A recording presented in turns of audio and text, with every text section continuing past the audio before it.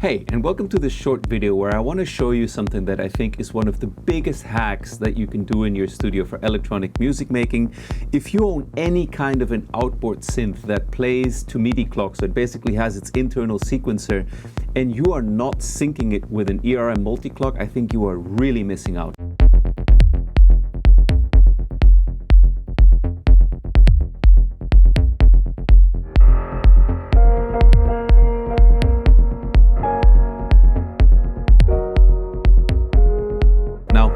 Before I go on, this is not sponsored by ERM. I have no affiliation with this. Actually, the company these days now, it's called the Floatingpoint Instruments. It's the same device, just a different name.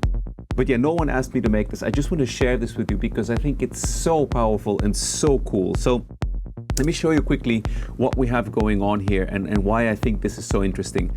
Basically, what you're listening to right now is just a kick drum coming off of my Ableton project, and I have this device synced with the MIDI clock set right on the money, right on zero, and listen to how it sounds.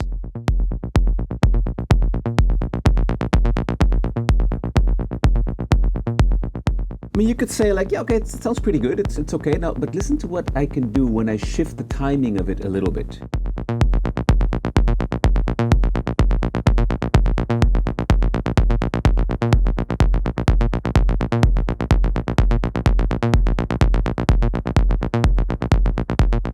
Do you hear how it's much more in the pocket now and like more where it needs to be? And this is the thing that makes this priceless. Being able to do that while you're playing a synth, maybe with also different envelope settings from patch to patch on a rotary encoder, is just next level. Like, since I started working this way, it became so much easier to get everything tight and in the pocket because I use a lot of outboard synths that I trigger with arpeggiators or sequencers. So also, for example, my BeatStep Pro is clocked off of this, my Torso T1, the Moog Muse, Waldorf Iridium.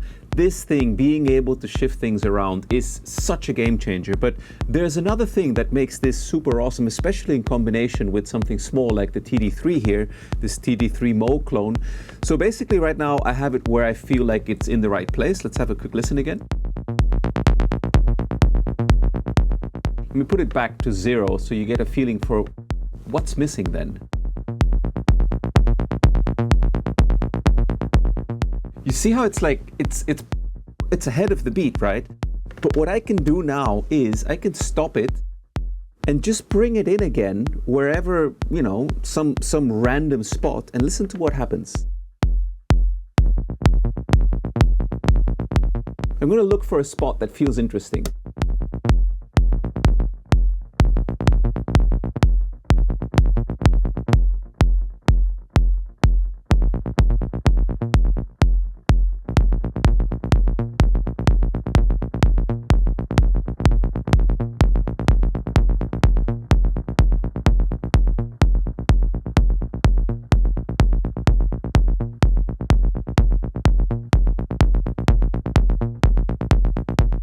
So basically this little sequencer now is running in some super weird spot, but because I can affect its overall timing against the kick with this rotary encoder, I can get it on grid again, but with a completely different placement of the notes. And that's something that I think is super cool. Have a listen.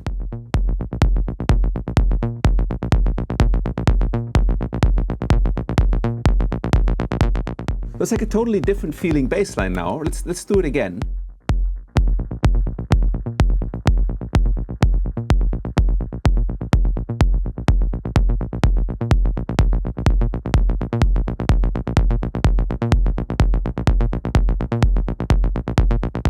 Again, it's a different bass line. I just started it in some random spot and used the timing on the multiclock to get it on the grid again. Let's do it again.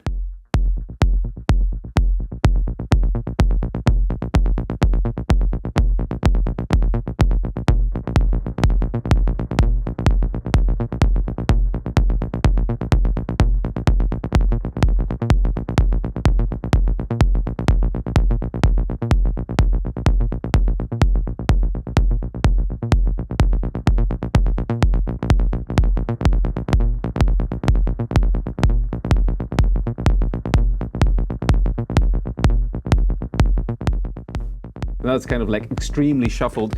Let me do a quick different bass just to give you an idea of what you can do if the bass sound is like a little bit less repetitive. So let's go into pitch mode.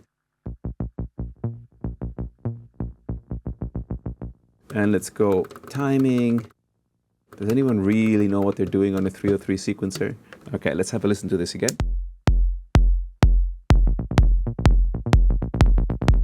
Okay, cool. So as you can hear now, basically when I start it, it will play really like on the downbeat where it thinks it's right. This needs 4 beats to catch up. So now I can basically put it in the right spot so we can listen to it once how I programmed it.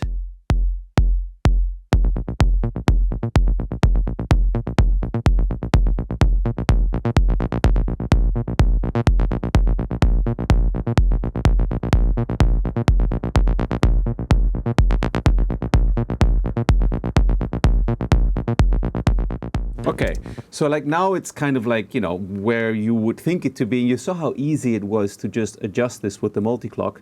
Now let me show you how cool it is if you just bring it in some random place and then use the multiclock to like adjust the sequence so it sits right on the beat.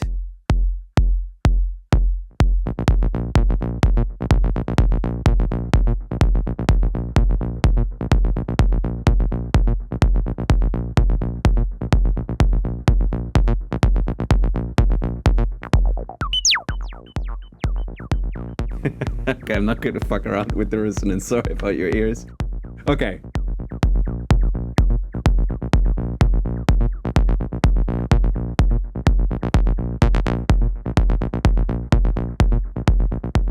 Like, how cool is that to go to such a different vibe of where that bass line sits? Let's do it one more time, just for shits and giggles.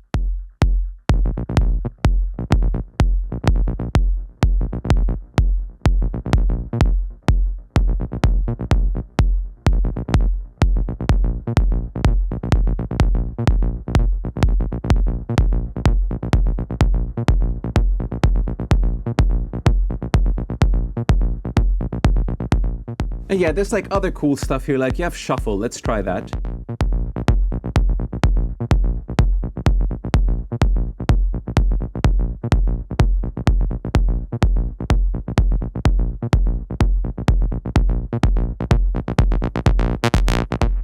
So I just wanted to show you this because what I think is so interesting about the combination of this is that the multiclock is not just a tool with which you can get your MIDI clock tight on the one and like on the downbeat of your kick. It's actually something that you can use super creatively to trigger your arpeggios, or in this case, like little, you know, 303 bass lines somewhere in a super odd upbeat place, and then use the potentiometer here to then bring it back into time, and you get a completely different groove off of it. So if you've never seen this thing before, let me just explain to you what's happening here at a super high level.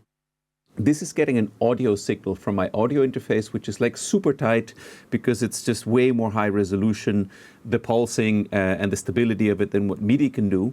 And this is basically its clock signal. It has a whole bunch of options how you can also clock it, but this is kind of the standard way to use it.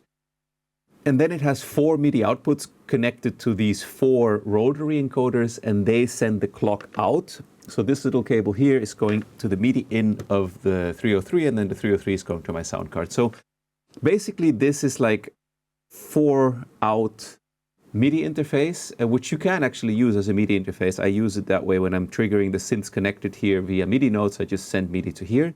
But the cool thing is that you can rotate this stuff around while you're playing around with stuff outside. That's the one, you know, little trick I wanted to show you. But the other thing that's amazing about it is, yeah, just how easy it is to really like fine tune the groove of where you want your bass line or your arpeggiator to sit. So since I hadn't really seen a video about this, and since this was like such a revelation to me when I was recording pianos recently in a studio I went to here in Portugal, Arda Recorders, where I actually had this as kind of a backing sound to play piano over. So I had kind of a pulse and a bass note to play to.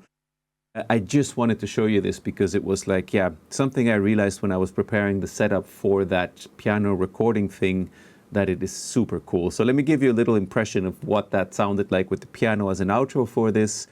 And I'll link the video about that whole session of going to record that piano and bringing these devices so you can see how this actually works when you're recording, in my case that day, in a really big studio with a beautiful long tail piano. Anyway, I hope this tip was helpful for you to check out the Multiclock, now called Floatingpoint Instruments, same device, just a different name. And yeah, if you have outboard synths that you clock to your DAW, I think it's also great for DAW-less setups, but I haven't personally done that. But if you clock anything outside your computer, look into this. Absolutely worth it. Yeah. All right. Leave you with some music, and yeah, see you on the next one. Bye-bye.